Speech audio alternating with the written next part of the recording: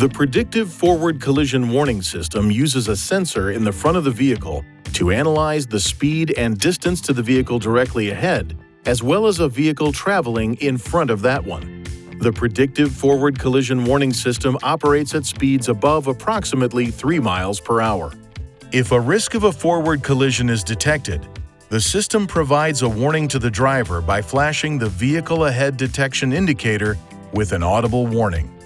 The Predictive Forward Emergency Warning System turns on or off whenever the Forward Emergency Braking System setting is turned on or off.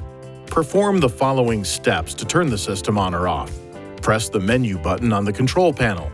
Touch Driver Assistance. Emergency Assist. Touch Forward to toggle the system on or off. The warning light illuminates when the system is turned off. The Forward Emergency Braking System automatically turns back on when the engine is restarted. To ensure proper function of the system, keep these areas clean and free of obstruction.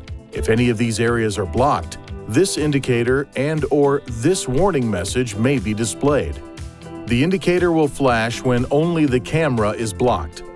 When safely parked, clear any obstructions to the radar and camera areas.